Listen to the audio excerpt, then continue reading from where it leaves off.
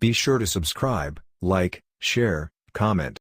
In order to grow, we must obtain what is necessary for our growth. This is brought about through the law of attraction. This principle is the sole means by which the individual is differentiated from the universal. Think for a moment, what would a man be if he were not a husband, father, or brother? If he were not interested in the social, economical, political, or religious world? He would be nothing but an abstract, theoretical ego. He exists, therefore, only in his relation to the whole, in his relation to other men, in his relation to society. This relation constitutes his environment, and in no other way. It is evident, therefore, that the individual is simply the differentiation of the one universal mind, which lighteth every man that cometh into the world. And his so-called individuality or personality consists of nothing but the manner in which he relates with the whole. This we call his environment, and is brought about by the law of attraction.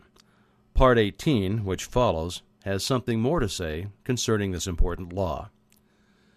There is a change in the thought of the world. This change is silently transpiring in our midst, and is more important than any which the world has undergone since the downfall of paganism. These present revolutions in the opinions of all classes of men, the highest and most cultured of men, as well as those of the laboring class, stands unparalleled in the history of the world.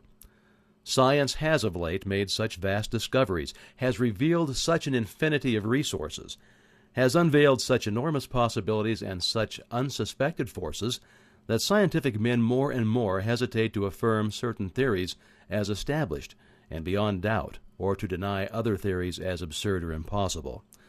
A new civilization is being born. Customs, creeds, and precedent are passing.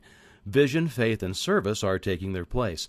The fetters of tradition are being melted off from humanity, and as the impurities of materialism are being consumed, thought is being liberated, and truth is rising, full, robed before an astonished multitude. The whole world is on the eve of a new consciousness, a new power, and a new realization within the self. Physical science has resolved matter into molecules, molecules into atoms, and atoms into energy, and it has remained for Mr. J. A. Fleming, in an address before the Royal Institution, to resolve this energy into mind. He says, "In its ultimate essence, energy, man may be incomprehensible by us except as an exhibition of the direct operation of that which we call mind or will. And this mind is the indwelling and ultimate. It is immanent in matter as in spirit. It is the sustaining, energizing, all-pervading spirit of the universe. Every living thing must be sustained by this omnipotent intelligence, and we find the difference in individual lives to be largely measured by the degree of this intelligence which they manifest. It is greater intelligence that places the animal in a higher scale of being than the plant, the man higher than the animal, and we find that this increased intelligence is again indicated by the power of the individual to control modes of action, and thus to consciously adjust himself to his environment. It is this adjustment that occupies the attention of the greatest minds, and this adjustment consists in nothing else than the recognition of an existing order in the universal mind, for it is well known that this mind will obey us precisely in proportion as we first obey it. It is the recognition of natural laws that has enabled us to annihilate time and space, to soar in the air, and to make iron float, and the greater the degree of intelligence, the greater will be our recognition of these natural laws, and the greater will be the power that we can possess. It is the recognition of the self as an individualization of this universal intelligence that enables the individual to control those forms of intelligence which have not yet reached this level of self-recognition. They do not know that this universal intelligence permeates all things ready to be called into action. They do not know that it is responsive to every demand, and they are therefore in bondage to the law of their own being. Thought is creative, and the principle on which the law is based is sound and legitimate, and is inherent in the nature of things. But this creative power does not originate in the individual, but in the universal, which is the source and foundation of all energy and substance. The individual is simply the channel for the distribution of this energy. The individual is simply the means by which the universal produces the various combinations which result in the formation of phenomena, which depends upon the law of vibration, whereby various rates of rapidity of motion in the primary substance form new substances only in certain exact numerical ratios. Thought is the invisible link by which the individual comes into communication with the universal. The finite with the infinite, the seen with the unseen.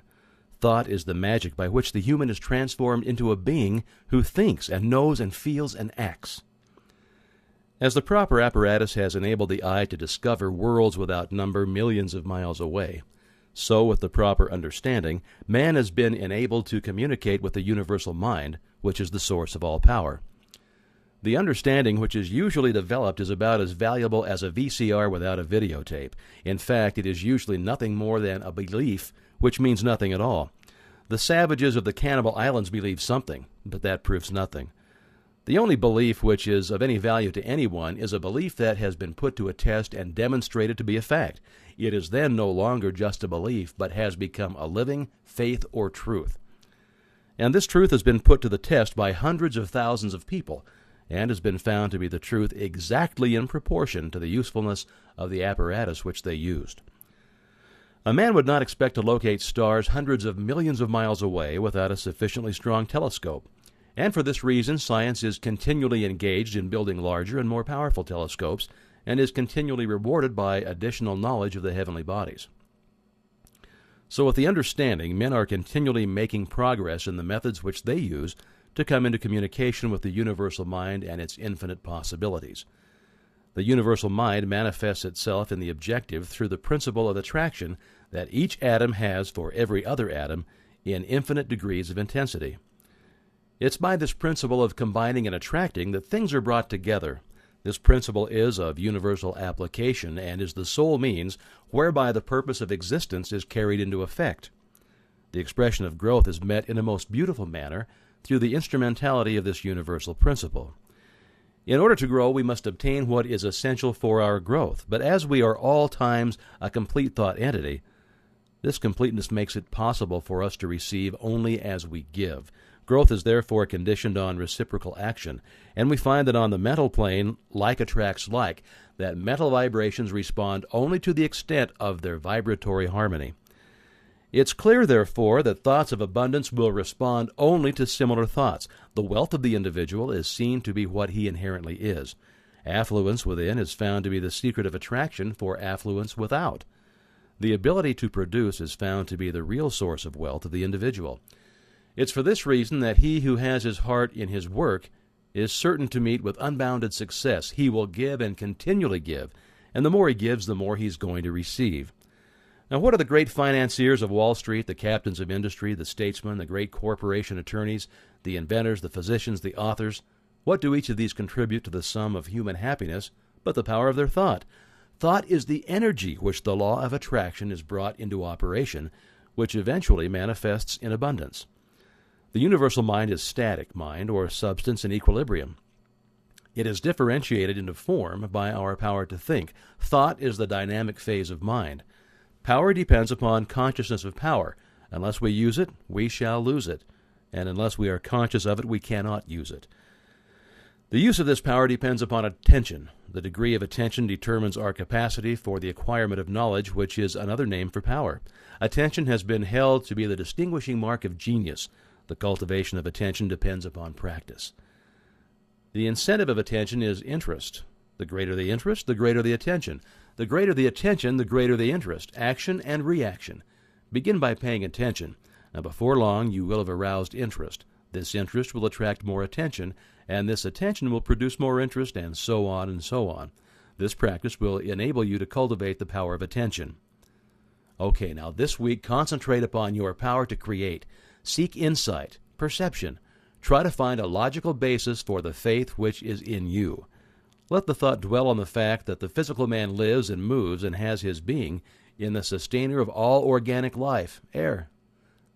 We have to have air so that we must breathe. We breathe to live.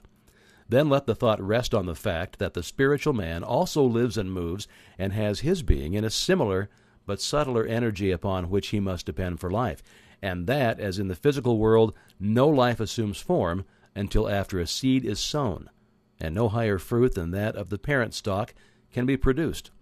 So in the spiritual world, no effect can be produced until the seed is sown, and the fruit will depend upon the nature of the seed, so that the results which you secure depend upon your perception of law in the mighty domain of causation, the highest evolution of human consciousness.